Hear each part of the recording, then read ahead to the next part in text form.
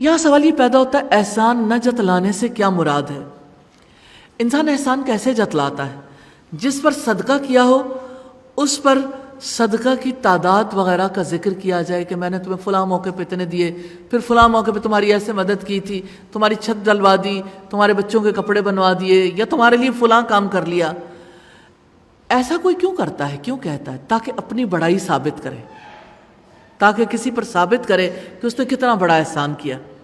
احسان جتلانا گھٹیا، ناپسندیدہ، مکروہ کام ہے۔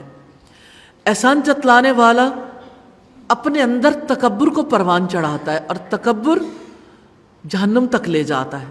ابلیس جیسا فعل ہے۔ تکبر کی وجہ سے باقی برائیاں جنم لیتی ہیں۔ آج کی دنیا میں اپنی ذات کی بڑائی کو بیان کرنا بہت عمدہ فعل سمجھا جاتا ہے۔ Self love, self esteem, self actualisation. جن لوگوں نے یہ فلسفے دیے ہیں اسی لیے تو دیے ہیں کہ ہر انسان سوچے میں ہوں اور میں ہوتا رہتا ہوں، میری بات، میری رائے، میرے معاملات، میری زندگی، میری پسند، میرے فیصلے۔ مجھے اللہ سبحانہ و تعالیٰ کی جانب سے اس پیغام کی مٹھاس بہت محسوس ہوتی ہے۔ نبی صلی اللہ علیہ وسلم نے فرمایا ذاق طعم الایمان، اس نے ایمان کا مزہ چکھ لیا۔ من رضی باللہ ربا، جو اللہ کے رب ہونے پہ راضی ہو گیا۔ وبالاسلام دینا، اور اسلام کے دین ہونے پر۔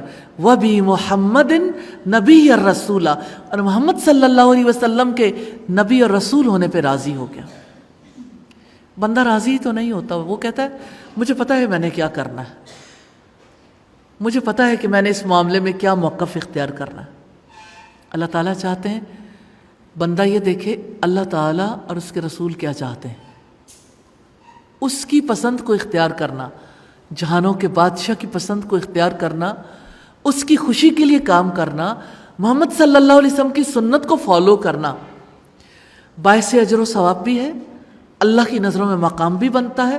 یہی لائف سٹائل ہے جو اللہ سبحانہ و تعالیٰ نے دیا، اور اس کے مقابلے میں انا پرستی کا مذہب ہے، خود پسندی، خود پرستی کا مذہب ہے، خود غرضی کا مذہب ہے، خود فریبی کا مذہب ہے۔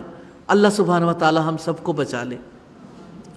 سیدنا ابو ذر رضی اللہ تعالیٰ عنہ سے روایت ہے، نبی صلی اللہ علیہ وسلم نے ارشاد فرمایا 3 آدمی ایسے جن سے اللہ تعالیٰ قیامت کے دن بات نہیں کرے گا، نہ ان کی طرف نظر رحمت سے دیکھے گا، نہ انہیں گناہوں سے پاک صاف کرے گا، یعنی معاف نہیں کرے گا، ان کے لیے دردناک عذاب ہے۔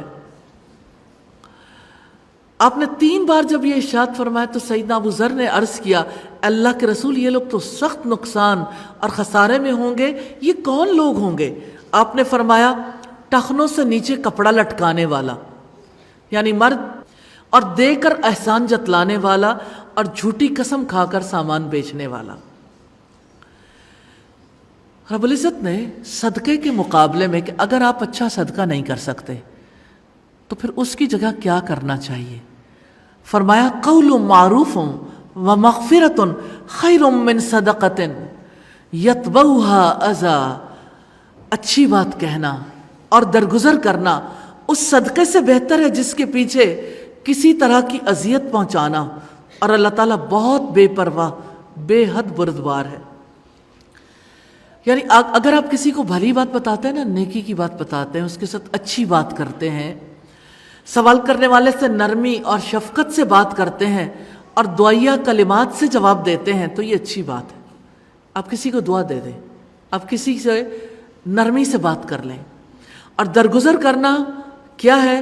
سوال کرنے والے کے فقر اور اس کی ضرورت کا لوگوں کے سامنے اظہار نہ کرنا، اس کی پردہ پوشی کرنا۔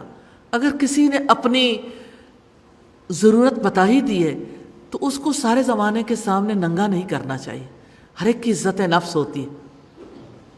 اور آپ دیکھیے کہ ہمارے یہاں جو معذرت کے ساتھ، جب بہت سارے اس کے پیچھے مقاصد ہوتے ہیں، لیکن جب کسی کو کوئی چیک پکڑایا جاتا ہے، جب کسی کو راشن دیا جاتا ہے، جب کوئی اور ایسے اس نوعیت کے کام ہوتے ہیں، تو کتنے لوگوں کی انا، کتنے لوگوں کی خودداری ماری جاتی ہے۔ جب ان کی تصویریں سارے دیکھتے ہیں، کون چاہتا ہے کہ وہ اس طرح کی زندگی گزارے؟ کوئی بھی اس طرح بے عزت نہیں ہونا چاہتا۔